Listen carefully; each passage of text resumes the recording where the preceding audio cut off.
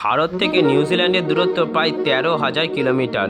ভাবো, যদি কেউ ভারত থেকে নিউজিল্যান্ড হেঁটে যাওয়ার পরিকল্পনা করে তাহলে কি হবে। সবার প্রথমে তাকে মায়ানমার যেতে হবে। মায়ানমারের ঘন জঙ্গল পাহাড়ি রাস্তা পেরিয়ে সে পৌঁছবে থাইল্যান্ড, তারপরে হাঁটতে হাঁটতে সে পৌঁছবে মালয়েশিয়া। মালয়েশিয়ার পর সিঙ্গাপুর। সিঙ্গাপুরে এসে হঠাৎই তার রাস্তা শেষ হয়ে যাবে, কারণ তার সামনে এখন অগভীর সমুদ্র। তাকে তখন নৌকা নিতে হবে। নৌকা করে ঝড় বৃষ্টি সমস্ত কিছু পার করে সে পৌঁছাবে ইন্দোনেশিয়া। সে কোনোভাবে ইন্দোনেশিয়া তো পৌঁছে গেল, কিন্তু এখানে এসে তার রাস্তা আরো কঠিন হতে চলে, কারণ এখানে অনেক দ্বীপ রয়েছে যারা বিচ্ছিন্নভাবে রয়েছে। তাই তাকে যেতে হলে কিছুটা হাঁটতে হবে, কিছুটা নৌকায় যেতে হবে, কিছুটা হাঁটতে হবে, কিছুটা নৌকায় যেতে হবে। এভাবে সে যদি ইন্দোনেশিয়ার রোমাঞ্চকর জিওগ্রাফি পার করে ফেলে তাহলে সে গিয়ে পৌঁছাবে পাপুয়া নিউগিনি, যেখানে রয়েছে শুধু ঘন জঙ্গল আর কাদার সমাহার। যদি ভাগ্য সাথ দেয়, সে যদি এই রাস্তা পার করে ফেলে তাহলে তার সামনে রয়েছে সাউথ প্যাসিফিক ওশান।